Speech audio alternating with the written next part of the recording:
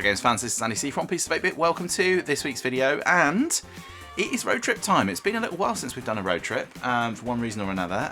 It's going to be quite an easy one, and for those of you who've been to a gaming market before, you'll know what's coming up. But basically, we're going to be heading up to New Bingley Hall up in Birmingham this morning, and we're going to go and have a look at the Birmingham Gaming Fair. Well, it's Gaming Market, I suppose, is the correct term. The same company runs these markets all over the country. They're really good. Lots of sort of traders, a lot of them from the sort of local areas. So when you go to different ones, you get different traders there. As I mentioned in another video, Oxford, which is where we normally go in April, as far as I can tell, isn't running this year or hasn't run this year. And so we're going to go and do the Birmingham one instead. So I'm expecting a few different traders, a few the same. Yeah, I've got a few ideas about what I want to pick up. So I want to pick some games up for my Dreamcast. I don't have a lot of games for that.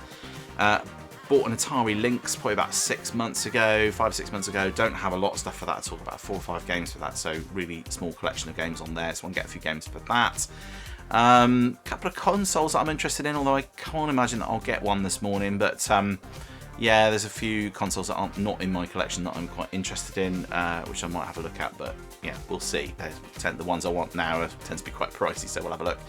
And then we'll see what other inspiration there is as well. I noticed in my local CEX there was a copy of Panzer Dragoon Zwei, the second one, for £42, so I'm keeping my eye on that one, so I might see if they've got a copy of that at the game fair for a little bit less, actually. I might pick that up as well. Quite fancy giving the second go. I've never played it before. So quite a few things that I'm interested in. No specific list really, just looking for a bit of inspiration. So I'll see what I pick up. I might come back on this video later on and just say it was a great event, didn't buy anything. Yeah,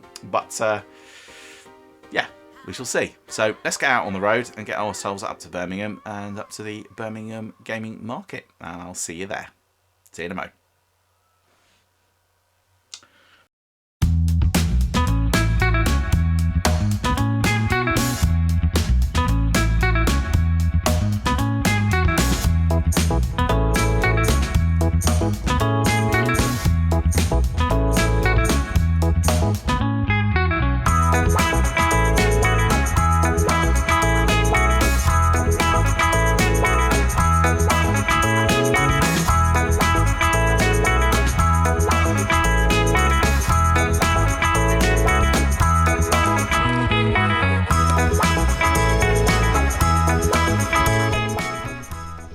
Hey there everyone, we are in Birmingham for the Birmingham Game Fair, Gaming Market. It's been a bit of a nightmare to park around here, that's for sure. Quite a small car park, but we're coming to the second session, so I think everybody's been here quite a while already, so the car park's kind of full. We've had to sort of abandon the car in a side street, but looks like there's a lot of people here, so it should be good. Sun is shining, at least for the moment, so hopefully it remains that way. But yeah, as soon as I get inside, we'll have a look, see what's there, and do a bit of shopping. I'll see you in a moment.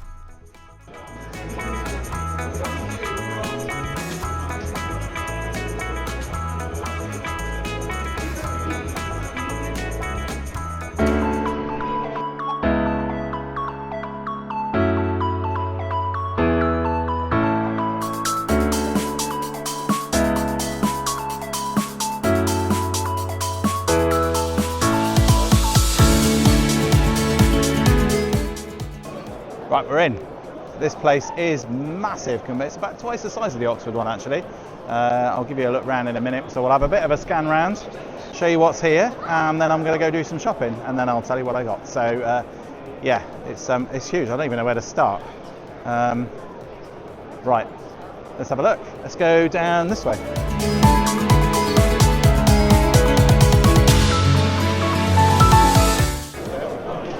Okay, it's a bit early for lunch, but this looks pretty good. Look at this. Oh, that's how you know you're in Birmingham. Lots of nice food up here. And yeah, maybe we'll have a bit of lunch later on.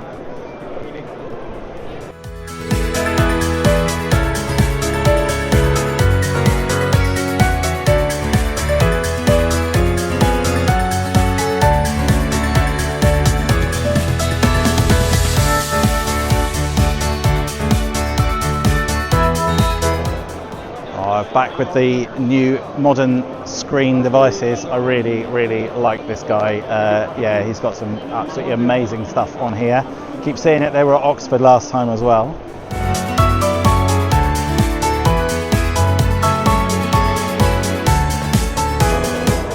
Any Pokemon you've seen, Harry?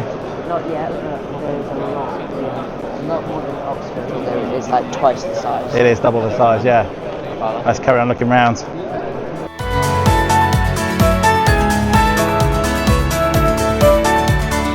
Oh, look at these.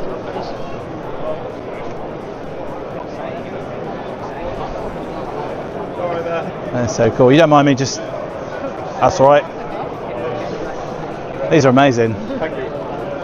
You obviously make these yourself, do you? Yeah. Fantastic.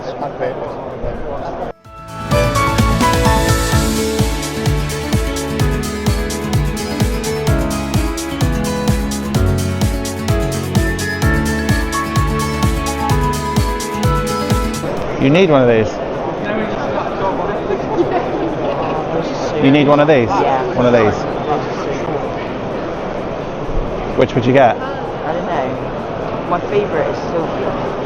But then there's also Eevee, and I love Eevee as well. Those are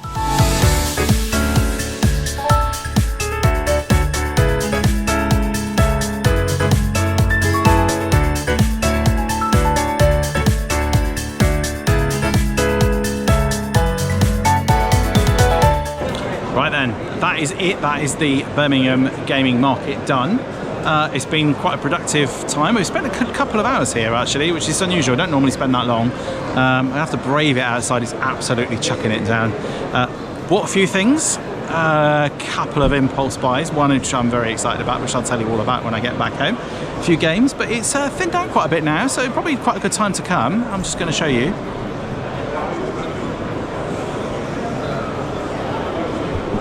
So yeah, it's eased off a bit in here now. It was a bit chaotic earlier. It was a bit difficult to get to anything. Trouble is, of course, if you come down this time of the day to any of these gaming markets, then all the good stuff's gone. There was one thing that I wanted to pick up, which was a Neo Geo Pocket, and I ummed and ahed about it, and then I left, and ultimately ended up missing out because it had gone by the time I came back. But the guy who sells them says there might be some down in Oxford, which also, by the way, is going to be at the end of October. So it's not on this year. So I was quite pleased to hear that it's actually going to be end of October. So we may get to that, although I have a horrible sneaking suspicion I might be on my holidays. But we'll see. We will see. But it is good to know that that is running, because that is a good market, although quite a bit smaller than this one. Anyway, that is it then for the Birmingham Gaming Market for 2026 at New Bingley Hall. So I'm now going to go home and I'm going to tell you about all the stuff that I've been picking up, and yeah, give you a bit of a lowdown of what I thought of the event overall. I'll see you back there.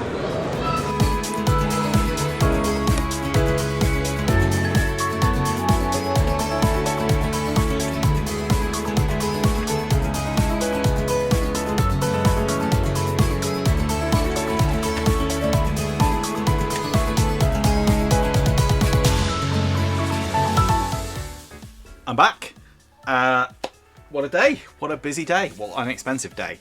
So I am back from the Birmingham Game Market, and I have picked up a few bits and pieces which I will talk through with you in a moment. But just to let you know, it's a really good market actually. Thoroughly enjoyed it. It's a lot bigger than the Oxford one, which we normally go to. More news on that one in a moment. But yes, a really good market. Getting there, it's huge, very open space, lots and lots of stalls there, lots and lots of things to buy and have a look at. So as you'd have seen from my content, there were lots of things to have a look at. Very standard sort of stuff, a lot of 3D printed stuff, a lot of Pokemon stuff, but obviously lots and lots of gaming things as well. So bought a few bits and pieces. The only issue really was it was just a bit of a nuisance to park, and normally I would get the early bird ticket, but I missed out this year. We ended up going for 12 o'clock, and yeah, it was a bit of a nightmare trying to park, but we managed to get there in the end. Got parked, spent almost 2 hours there, which is actually quite a long time for that sort of thing. Normally I spend about an hour and a half, absolute tops. But yeah, really enjoyed it. Really good event. So very impressed. We'll definitely consider doing that again. There's the Black Country Gaming Fair coming up in that area as well in the next few weeks. So if you want to go do something that's a little bit more compact, but there's quite a good selection of of local retailers there, and if you're looking for something quite unusual or a bit rarer, that's quite a good place to go find it. And then yes, I mentioned about the Oxford Gaming Fair. So when I was chatting to them there, apparently it's been postponed. It has not been cancelled this year. So it will be running on the 31st of October. So if I'm around, and I think I will be, then we'll be able to go up to the Oxford one, which I do really like. It's a bit smaller, but I do really like that event. There were a few retailers there, or a few stalls there, stands today that I saw from before that I've seen at other places. One guy in particular recognised me from last time. So I still get comments on my attire. Everyone always says, "Oh, I like your hoodie," which of course you can find in the store if you're really that interested. Yeah, no, it was a good event all in all. So yeah, what did I pick up? Well, some really cool stuff, some things I've been wanting for a while, that I've been eyeing up for a while. But let's have a look at the games that I've picked up first. So yeah, I said I wanted to pick up some Lynx games, and I wanted to pick up some games for the Dreamcast. So I absolutely did that. So I picked up Soul Calibur, which surprisingly I don't own on the Dreamcast. I was quite surprised. I had to look on my little library for whether I owned it or not, and I don't. So I was going to pick that up. Yeah, there was one guy, I can't remember what game it was that he had. There was a game that I wanted on the Saturn. Oh, what was it? Can't remember. But he only took cash, and there's not much cash with me. So yeah. Picked up another game which I was surprised I didn't actually have in my collection, was Paperboy on the NES. So I've picked that up for the NES. Fantastic game, absolutely fantastic. Picked up a few loose games as well for things that I wanted to play later. There was one guy that was selling loads of loose CDs, which was just really for me to be able to play. So obviously they're not so much for collecting because they don't come in the box. So I picked up Aero Wings for the Dreamcast, RC Racers for the Mega CD, so I have very little on the Mega CD, and Manx TT Superbike on the Saturn. These are all a few pounds each, which is great because you know, like if there's games you particularly want to play, but you don't want to pay the box price for something to collect, but you just want to play them, this is a great way of picking up games cheaply. So look out for those when you go to the fairs. Picked up a couple of DS games. So I picked up Metroid Prime Hunters, although I realised after I got it back I only paid a few quid for it. But it says Demo Prime Hunters First Hunt. So yeah, not quite sure whether that just means that is going to just be a demo. So this might be one for the collection rather than one I necessarily play a lot. I just saw it, I didn't read the label properly. Let me see here. It doesn't say demo on the side. Metroid Prime Hunters First Hunt. But it definitely says demo on the front there, so not quite sure. We'll have to have a look at that one and see. It didn't cost me too much, so I'm not too worried about that. Picked up Rayman DS as well for the DS. And the reason I picked up a couple of DS games is because I've also picked myself up a Nintendo DS. So I have a couple of Nintendo DS's. I've got behind me, I've got a DSi XL, and I also have a 3DS, which is just out of shop, just by the screen there. But I don't own a DS that will take Game Boy Advance games, and I really like the DS Lite. So I thought, rather than picking myself up a standard DS, which has got a few issues with it, really, I think this is a sort of good one to pick up if you want a standard one. Didn't need it, but it wasn't that expensive, and it's in absolutely immaculate condition, so I'm really pleased with that. I used to have one of these years ago. Well, actually, my wife used to have one of these years ago, and then we sold it on, or we gave it away, I can't remember what happened. So I've always really liked, especially the white one, I've always really liked this one. So I picked that up. I think it cost me, I think it was only £35, and I've seen these in CEX for £60–65 for a good one. So I think that was quite a bargain actually, and I've tested it, works fine, it's great. The only thing with it is he's given me a USB charger with it rather than the standard charger, but that's really not that big of a deal. I picked up a game for the 3DS, Puzzle Bobble Universe. No reason, just fancied it. It was there, I picked it up, and I just didn't put it back down again. Picked up a couple of games for the Atari Lynx, and I have made a bit of an error here because I did have a look in my library and I searched for all my Lynx games and only come up with about 3, and I thought, I'm sure I've got more than that. But yeah, so I bought Bill and Ted's Excellent Adventure. Turns out I've already got it, which is kind of annoying. So, but this is a boxed one, so I'll keep this one and I'll sell the other one on. I'll find out how much it is, so I'll get a little bit of money back for that. No harm done there. And Ninja Gaiden 3, which was quite expensive actually. But yeah, I thought that's going to be quite a fun game to play, so picked that up for the Lynx. So added a little bit to my Lynx collection. Very little in the way of Lynx games there actually today. Very little in the way of Saturn games as well. So they are becoming increasingly hard to find. So if you are looking for Saturn or Lynx or some of the rarer consoles, have a look for those. Now in terms of consoles themselves, again, not a huge amount of rarity there. There wasn't a lot of rare consoles. You're probably going to be better off if you go to the Black Country one. You're more likely to find a rare console there. They had some Mega CDs, and there was a couple of Mega CD ones, which were cool, which I'd always really liked, but they were like upwards of £400. I don't need it. I've got a Mega CD 2, does the same job. And I also picked up, well, yeah, I've got another pickup, which I'll tell you in a moment. But yeah, if you do want anything rare, they did have an Atari Lynx. That was also not Atari Lynx, sorry, Atari Jaguar. That was £400, which is... I've ummed and ahed about whether to pick an Atari Jaguar up before, and I keep thinking about it because I don't have it, and then deciding I don't want it because I don't really like it that much. But there were no 3DOs. I didn't see a single 3DO. I didn't see a CDI. I didn't see an Amiga CD32. They're becoming increasingly rare now. So if you spot those and you want one, I would suggest buying it. And one guy said to me when I was talking about it, and he said, you're much better off regretting purchasing something than getting home and thinking, I wish I'd purchased that thing, and then never getting it. So that's a good bit of advice, but he was also trying to sell me stuff. So what's this for courses? Okay, what else did I buy? Well, I also picked up Card Against Humanity. Now, this is obviously not anything to do with video games. I picked it up. They had quite a few board games and other bits and pieces there as well. This was only £10, and these is normally quite expensive to buy new, so I thought that's quite a good purchase for £10. If you're looking for any kind of board games, they've got quite a few there. They've got special edition Monopolies and other bits and pieces like that as well, which is also really cool. Now, the pièce de résistance, this is what I picked up. This is what I'm most excited about. So I already actually own a Game Gear, but this is not just any Game Gear. This is a special Game Gear, and I have been after one of these, or certainly something from the guy that sells these, quite a while. Every time I go to the Oxford Fair, the Oxford Gaming Market, he's always there. And basically what he does is he takes these machines, he completely refurbishes them, they have a new shell on them, and they're all recapped and everything else. It's got rechargeable batteries in the back. It'll run for up to 7 hours, he reckons, as opposed to the 2 that you used to have with the AAAs. But the most important thing about this, well, it's got USB charging, for a start, USB-C charging, is, look at that screen. Isn't that wonderful? So it's got a new modern LCD screen in it, and it's absolutely fabulous. I'm so pleased with it. And they're quite expensive, but I've been eyeing up one of these for ages. I did think about he had some Game Boy Colors, he had some Game Boys, he had some PSPs that had a new screen put on them. He'd got some GBA SPs, some standard GBs. But the way I look at it is, this is for me going to be better because I found the Game Gear experience limited by the battery life and the poor screen. So those two things are resolved in this unit, so I'm going to give at some point another go on the Game Gear with new battery and modern screen, because I just love the games on here.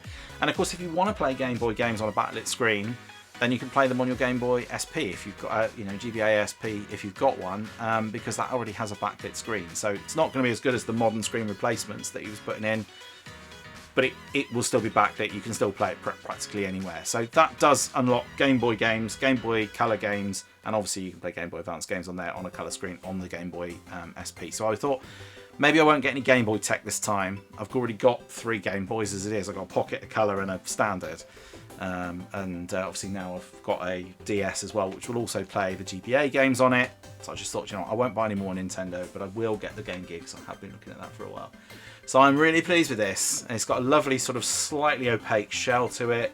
It's really nicely done. It looks brand new. Obviously it's all been recapped, so this should be a lot more future proof than my old one over here, which is sitting behind here, which has got a bit of a scratch screen. And obviously I don't even know if there's any batteries in there. Don't think there is, no.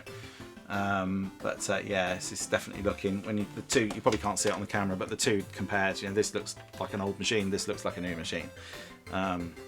So yes, very pleased about that. So there you go, that is my trip to the Birmingham Market. Now the company that runs these runs loads of them all over the place. There's a London one in June. There's one they run in Doncaster. They're all over the country. I definitely recommend going to them. It's the same every time I go there. There's a lot of the people that I recognise, not just the traders, but the people that actually run the event themselves. They're really, really nice. It's a great event, and there's lots of really cool stuff to buy from there as well. So yeah, definitely recommend going and checking one of those out. And as I say, I'm very excited to hear that the Oxford one will also be on the 31st of October later this year. So that's something for me to look forward to then as well. And maybe if there's an Neo Geo Pocket Color with a new screen in it, maybe maybe I'll take the leap. We'll see. But there you go. So that is it. That is my day up at the Birmingham Market. Then all done. My pocket is a lot lighter, but I'm very happy with my purchases. So I'm definitely going to go and have a play. I'm going to go and have a play at Sonic on this. I can't wait. I'm super excited about it.